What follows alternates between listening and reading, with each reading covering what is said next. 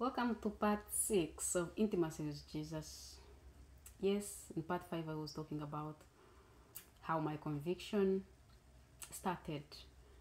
So, dressing, being modest, was the first thing that God brought to my attention before He could really pull me that close to Him. Well, as I said, I had started preaching, you know, standing in front of the congregation, and something in me did not feel that comfortable with short dresses. Every time I put them on, where I could go to work and other places, but when it was time to stand at the pulpit, I never felt comfortable. And let me tell you this, it's not that I used to wear short dresses. No, I mean, they were short, but they always covered my knees. So it's not that it is something that went up and exposing my thighs or what. So I started feeling uncomfortable every time I stood on the pulpit in that same dress. I never felt comfortable. And with my background, because I was into fashion, because I did designing, at the university. So I was always on trend. I read Vogue magazines.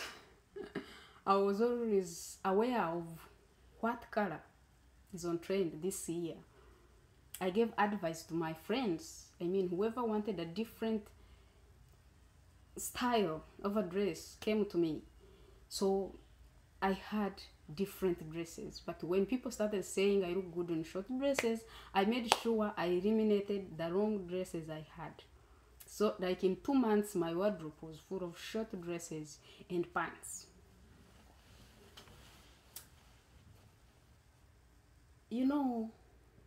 What I've realized, most times we dress to please people.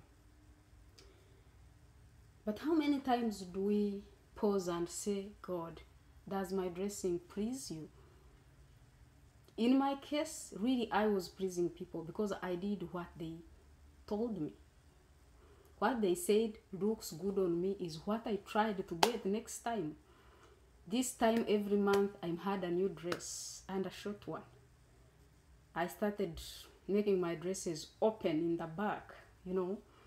If one dress had one sleeve, the next one has short sleeves, another one has to be open somehow. Fashion is vanity, and it will send so many people to hell. Get that? So when I started being convicted, I kept it in me. I really didn't think it was that much from God, because I never paid attention to the conviction part of the Holy Spirit. I know. I don't know what I thought. So it was like 3 weeks, because most times I could stand to preach during weekdays, and because I was in that position where I had to grow, I found myself on the timetable. So often I had to stand before people and teach. The conviction increased. One evening, let me tell you that God He can use everything. He can use a stone to tell you something. He can use the mouth of a child. He can use a mad person. He can use a drunkard. He can use a tree. He can use anybody to communicate to you. I was getting near my home and I met this man. He had some bottles of beer, I could see, but not so much because he was parking his car. But when he got out of the car, he lived in that area. I knew him. But when he got out of that car, he locked his car and he stood. He greeted me and he said something about my short dress and my legs. I did not hear that man speaking to me. I had an angel talk to me. I tried to compose myself. I ignored it. I walked and I reached to my gate. I went in the house and I was like, I really pondered on what that man said. I said, no, that man did not say this. It is the angel of the Lord who told me this. I kept that at the back of my mind. 2 weeks, if I can remember very well, I met that same man at that same place. He was parking his car and I was going home from church. I was in a short dress. He did comment on that again for the second time. It's like my heart came out of my chest. I went home. I was just dragging my feet. I really said, God, this is you. Now I can confirm this is you. It's not that man who gets his drink before he can meet me. Really, you could see that he's drunk. And the smell of alcohol was all over him. So I went home feeling convicted and broken. I said, I have to do something. I think I should change the way I dress. I said, okay. I think when I was still thinking about it,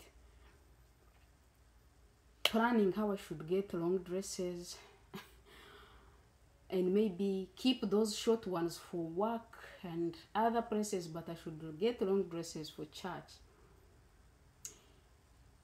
God came to me in a dream. Not once, not twice. So in this dream, I could see myself dressed like I am now. My hair covered with a jacket that covers up to here, with a long dress, standing before people, teaching. I saw it once, I saw it twice, and now I was like, I think I should pay attention to this. What is God telling me? What is God trying to tell me? But you all know, those who have been there, when you get a revelation or a dream, sometimes you understand what it means before you get out of it. It's like when you come back from it, you really understand what the message was all about. That's what happened to me. I was like, I think God needs me to dress like this every time I stand before people. I said, okay, even if I don't understand much, I think I have to do it. So I already had the conviction from the drunkard, and now this dream repeatedly. So I made plans to change. I pulled the long dresses that I can get. There were not many, there were like 2. I started putting them on over and over and over. I had my jackets which had long sleeves. So every time I went to church, I covered my head. I started putting a scarf for sure in my bag. When I reached the entrance of the church, I cover my head. But it was funny, and I was not smart. Yeah. I was not fetching any compliment this time. But in me, I knew what I'm chasing. I knew what is after me. So I started acting weird to some people, I think. Do you know, waking up and you change? Like from nowhere, you change. People are like, huh? What is happening to this one now?